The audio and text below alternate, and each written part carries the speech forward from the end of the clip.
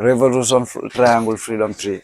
Welcome back to Basic. Welcome back to the reality of the Gambia. Here go. I am Lucky Child, the eye of the Gambia, the Prince of Africa, the one and only platform that comforts your mind, that will show you the histories, the real history. So right at the moment, what we're gonna do is we will meet one of our Gambian brother who is in right at the Freedom Tree, right in Janjanbureh, your town.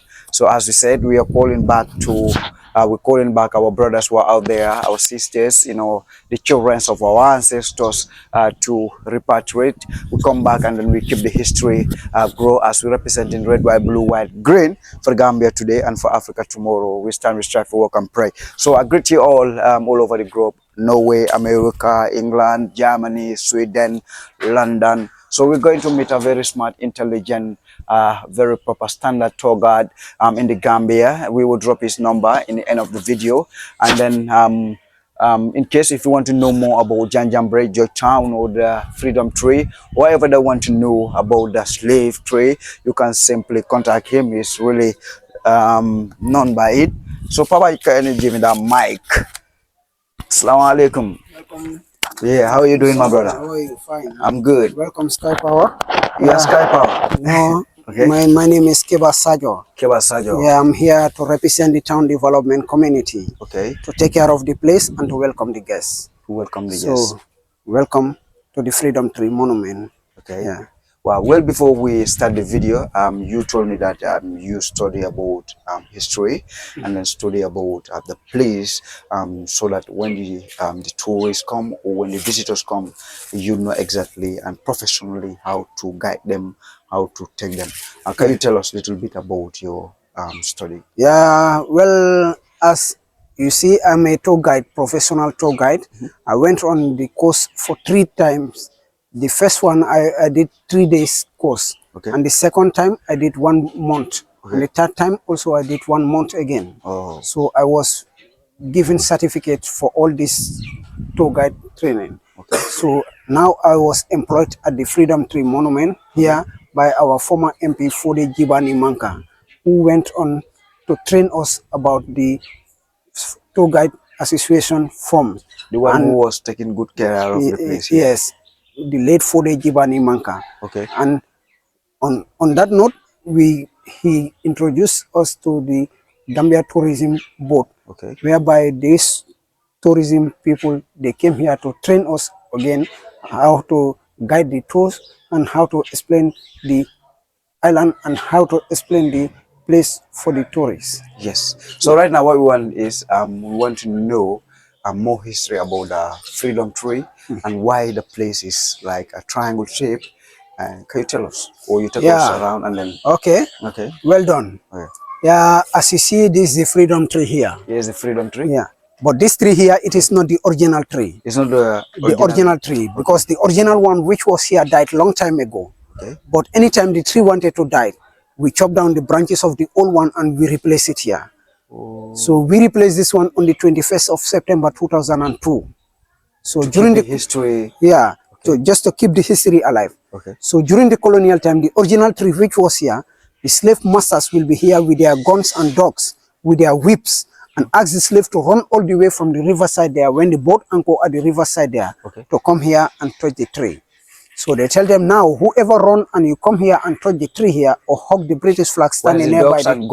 Yeah. Whoever run and you come here and touch the tree or hug the British flag, then you are going to be liberated as a free slave. But how are you going to be liberated as a free slave? They put metal inside the fire until when it is red hot and they burn you. They make stamp on your left hand or at your right hand or any part of your body like a tattoo. Whereby anywhere you go, if they catch you again, if they see the mark, they'll know that, well, you are a free slave. But it is not easy. Why? Because there were gunmen all around this area with their guns, with their dogs, with their whips. So if you run and you want to come and touch the tree, the gunmen, they shoot you to death. And the dogs, they chase you to bite you. And the whips, they beat you with it. So it was not easy to touch the Freedom Tree. It was not easy to touch the tree. So in history, is there any strong slave that touched the Freedom Tree? Yeah, some of them have been touched the tree because after the abolition of the slave trade, they went with the record. The British went with the record. The record? Yes, the record of those whom you know, they have touched the tree. But it is not easy also to touch it, because these gunmen, they shoot them to death, and the dogs, they chase them to bite them, and the whips, they beat them with it. And during the colonial time, this fence you are seeing, this is not the original fence. This is not the original fence. But the original fence is the iron pole. You see the white one next to the fence there. Okay, the iron pole there. Yeah. There was an iron rope also attached to it called barbed wire in the local language. Barbed wire. Yeah. So this barbed wire, it is having a small pin, whereby if you run and you want to jump over it, it will wound you. And the dogs, they chase you to bite you. So this is the barbed wire I was talking about. These are the barbed wires. Yeah. So it wound you, and the dogs, they chase you to bite you. And the governments, it make them easy for them to catch you also. So this barbed wire was attached to this iron pole. These are the iron poles. So you see, this iron pole was here since 200, since colonial time. Up to today. Up to today. You see them? They are. So that's why the place is triangle shape. Yeah. So the reason why the place is in a triangle shape, because they take the good from Africa to America, America to Europe, Europe back to Africa. So that's why it is in a triangle shape. That's why it's in a triangle shape. Yes. The goods from Africa to Europe. To Europe, from Europe to America. America back to Africa. So that's why it is in a triangular shape. And during the colonial time, this island, it have different name. Locally, it is called Janjanbureh. Locally? Yeah, it is called Janjanbureh. Okay. Why it is called Janjanbureh? Because there were two brothers, Janjang and Bore. And Bore. They came to the elephant. They came to the island. They shoot two elephants. So the other one went to the left and the other one went to the right, and they meet again. So that's why they said in the local language that Njalibortale Njanjanta. Bore means run. Hunters before. Yeah. Before settlers. Yes. The founders of the island. Yes. Okay. Bore means run and Janjang means separate. Okay. Yeah. After they name it after again to their governor, their king, who is called King George IV. King George IV. Because we have three kind of fort. We have Fort George, Fort Blaine, and Fort Campbell. Fort George was located here. Fort Blaine was at Barra. At Barra. Yeah. And Fort Campbell was located at the other part of this island, whereby nobody is staying there. Then from Georgetown, they call it as Makati.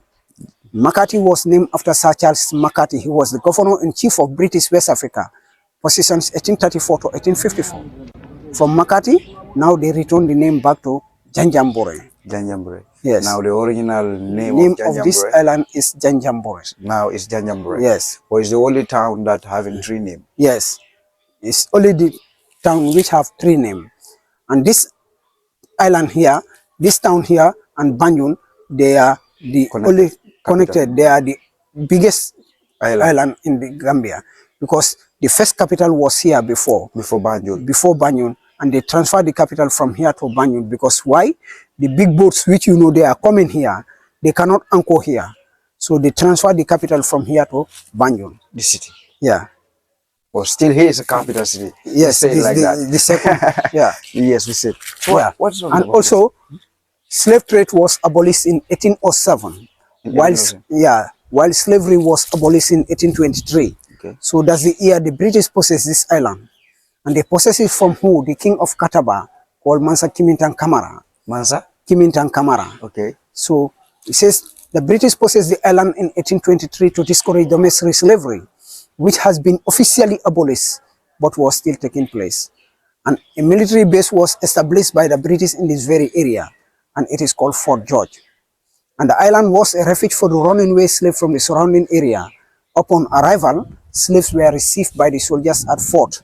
When they touched or hugged the tree aside, their names were then recorded in the register, and they were free. And they will be free. Yeah. Then as time passed, the original freedom tree was removed. The original one, which was here, it was removed. Then on September 21st, 2002, the Janjanbureh community held a ceremony to plant a new tree aside to celebrate a river of the town and the freedom we all shared. Then the Freedom Monument and the Triangular Park was restored by the Janjanbureh Town Development Community. Yes. The U.S. Peace Corps, there was one U.S. Peace Corps volunteer who gave us help in hand, combined with the National Center for Arts and Culture. And this site is a tribute to our history and a symbol of hope for the futures. We leave it here for the small ones because we can only forgive, but not to forget about our history. Will never be forgotten. Yeah. Okay. Then we come to the settlement history of Janjanbureh, which says on April 14, 1823, the island was ceded in a treaty signed by Major Grant and the King of Kataba in exchange for an annual payment. On the same day, Grant took formal possessions of the island and built a fort. Okay. They built a moot fort here. Moot fort. Then on April 30th, Okay. 2 cannons were mounted on the Boston. All right. The British flag hosted and royal salute fire. Then the settlement was named after King George IV. King George IV. Yeah. Then 1825 to 1830, and the island was renamed after Sir Charles Makati. He was the governor-in-chief of British West Africa, positions 1834 to 1854. Then as the name Janjanbureh denoted, the island was used periodically as a place of refuge for fugitive from the mainland. Then in 1810, there was a marabout by the name called Hamang Ture. Hamang Ture. Yes. Yeah. This marabout is a juju maker, fortune teller by the name called Hamang Ture. Found a small village called Moro Kunda. Moro means in the local language Marabo, and Kunda means a place where Marabos live. Yeah. Where he and his followers settled to escape persuasions by their Soninke's neighbors. Soninke, these are the people whom you know they did not believe any religious. They are free thinkers. That's why they call them as Soninke. Soninke. Yeah. Yes, Soninke. Okay. Then we come to Janjanbureh and the icons of the colonial history, the past events which happened between the British and the French. Because the British, they won this place, and the French also, they won this place. They also won this island. Yeah, okay. Yes. But this island was given to the British. And the first people to arrive here were the Portuguese. Portuguese. Yeah. And the first that Portuguese... was in centuries. Yes. The first Portuguese explorer came to the mouth of the river Gambia was Alvisto de Cadamosco. Alvisto de Cadamosco. Okay. Alvisto Cadamosco came to the mouth of the river Gambia in 1455. But he was not succeeded. He went back. And he came back again in 1456. He was succeeded. Yeah. That was 10 years later. Yes. He came back. Yes. He says we have Janjanbureh and the icons of the colonial history, the past events which happened. So Makati Island was for a number of years a solitary outpost, but the importance of Grant's Treaty lies in the fact that it gave Great Britain a permanent foothold in the upper water of the river. When some years later there was takeoff abandonment of the Gambia, and at a subsequent date, the rival claims of Great Britain and France came to be considered the existence of this small outpost, turned the scale, and British Gambia was allowed to continue. He said to Grant, therefore, belonged the credit of founding not only the colony, but also the protectorate of the Gambia, which was written by J.M. Gray, a historian. Yeah. And also during the colonial time, our grandparents, they made this out of clay. So by then there was nothing like plastic, metal. They make this out of clay. When they make it and they put it in the hot burning sun for it to dry. So when they put it in the hot burning sun for it to dry, after they burn it again in the fire for it to be more stronger. So they use it for? They use it to go to the riverside to collect water from there and come and to put it. So during the colonial time, they use this to fetch water from the riverside and put it inside the jar. Inside that jar. It is just like a local fridge. Yeah, it's a local fridge. And also during the colonial time, they use this, the roots of this thing is a medicine. Like, it's a medicine, because if you use the roots and you boil it, you use it to drink. It's a medicine for stomach pain. Yeah. And this tree here, if you scratch it, it take out milk. And that milk, when you look at it, it's sticky together, just like a glue. You see? There's like a white milk. Yeah, white milk is coming out. So that white milk, if you look at it, it's sticky together, just like a glue. See? Yeah, like glue. Yeah. See? So what is the use of it? Yeah. So this white milk is just a glue. Just a glue. Yeah. Local glue. Local glue. Yeah. And also during the colonial time, when they are transporting the slaves to Europe, America, for sugar plantation and tobacco plantation, these are some of the instruments which you know they were using them. Because we make an excavations around the riverside, we found some of them were dug there. So this is the chain. So this is for male slaves. When they are transporting them, they tight rope on their neck, and tight rope on his neck, and tight rope on somebody's neck, and they form a queue to go to Europe, America for sugar plantation and tobacco plantation. So this is for male slaves. That was the reason why they were capturing our people. Yes, because they have chains, they have whips, they have handcuffs and other things. Yeah. So they were using them. Like this? Yes. Like this. This is very heavy. Yeah. So that one is for male, while this one is for the female. This one is for the female. And while this one is for the chicks. This is for the kids. For the kids? Yes. They capture kids? Of course. They capture them. So when they weigh them, they know that, well, you are strong enough, they take you. Yeah. Oh. So after the abolition of the slave trade, with the help of Sir William Wilberforce, Sir Thomas Clarkson, Sir Granville Staff, they said now no more slavery, no more slave good. They use this cannon to fire the boat for the boat to capsize down. Because if they make an alert for the boat to stand and the boat did not stand, they fire it. The cannon was here before, okay, but now they transport it to the governor resident.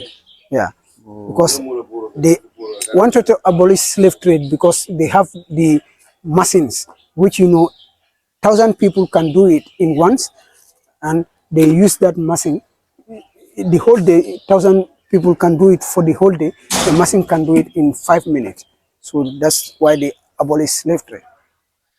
Yes. Wow. Yes. That's the reason why they abolish slave trade. Yeah. So, and this black tree you are seeing, it was here since colonial time. The black tree? Yes, it was here since colonial time. Can we go there? There were 5 branches before. There were 5 branches before, and it is called Ngelo in the local language. 5 branches? Yes. But now it's only 2 branches. It's only 2 branches.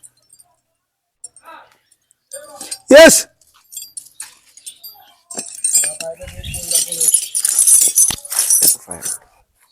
So now it is left with only 2 branches. 2 branches. You see it? But it was 5, yeah? Yes. It was 5 branches. But it's not a... No. This is not... It's not a palm tree? No. This is different from palm tree. Yeah. So since colonial time is here? Yeah, it was here. Oh, it looks like a Y. Just like Y, yeah. It was here since colonial time. And this is the fruit of that tree.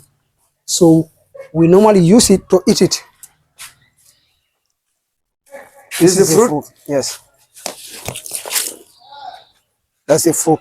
It is called Ngelo in the local language. Ngelo? Yes. So is it fit to be eat like yes, right now? Right now. Is it okay? Yeah. And this is the place where they normally weigh them. See them? So can you plant it somewhere like seed? Of course, you can plant it. When you plant it, you keep on watering it. Yeah. Hello? So it was due to the help of YEP, Youth Empowerment Project, and National Center for Arts and Culture, and Gambia Tourism Board, who gave us help in hand, and we put the toilet here. Toilet here? Yeah, this is the toilet. In case when you are around, you want to use toilet. Yes, and when you use the toilet already, when you are ready, we have the hand sanitizer. Hand sanitizer? Yes, that's it. Yeah. Wow. Yes. So you were telling us you do tour guiding all over. Yes. Which are the places that you use to take the tourists, like historical places, and when you come to Janjanbureh, where are the places to visit? We normally take them to the Freedom Tree Monument here. Here?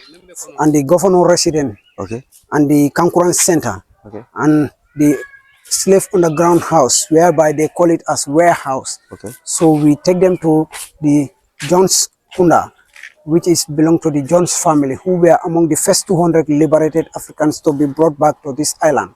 Okay. And we take them to Methodist Church. Yeah. And we take them to our local market. The local market? Yeah. And we take them to the Concurrence Center too, whereby we have different kind of Concurrence masquerade. So we take them to the schools, Amite Senior Secondary School, the oldest boarding school. Okay, in the Gambia. In the Gambia. Okay, so, which is 99 years old. Yes, because Amite Senior Secondary School was found in 1923. 1923. Yeah, but it was built in 1927. Yeah. So we take them to the Colonial Christian Cemetery also. Oh, yeah. So right now that place is far away from here. So you said never again slavery, never again. Never again.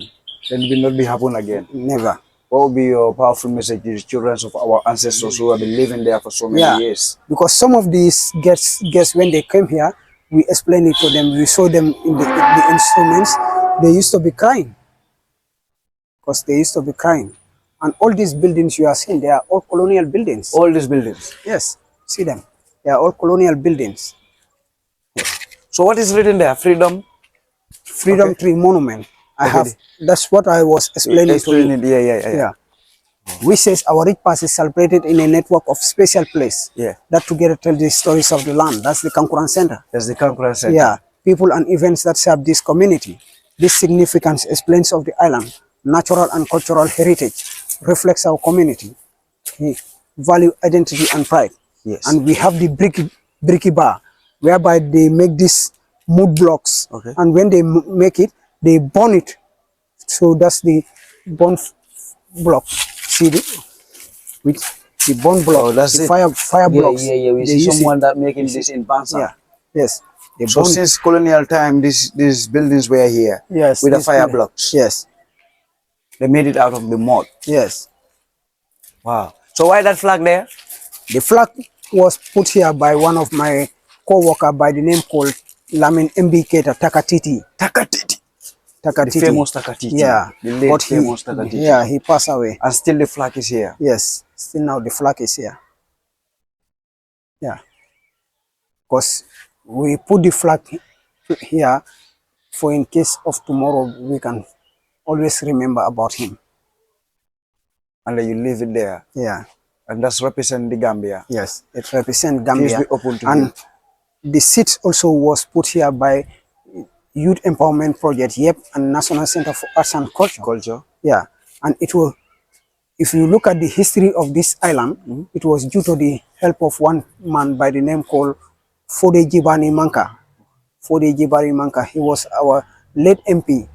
Yeah. Okay. So he was a teacher before, and he came to become as a MP of Janjanbureh. Janjanbureh. Yeah. Makati. Yeah. I ask you a question like, what would be your message to our people, the children of our ancestors, and the Black American, the Black British, you know, and Jamaicans, you know, where Africans ancestors are, Yeah. to come back to Africa, come to the Gambia. Yeah, the place. only message I have to give it to them is let them come and think about their place, about their motherland and their fatherland. Okay. So because we can only make sure so they remember about it, because we can only forgive them but not. But never forgotten. Yeah.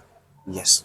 So thank you very much for Yes. watching. As we said, we're representing Africa, we're representing the Gambia, we're representing the ancestors, we're representing the farmers, we're representing the children and the leaders of tomorrow. We're representing everybody in Africa and whoever out there. So Yeah. stay tuned and focus. We will drop his number. It will be in the video. Can you read your number? You already read it, yeah? Yeah, my number is 340-8160. Can you say it again? 340-8160. On WhatsApp? That's my WhatsApp number is 2819-344.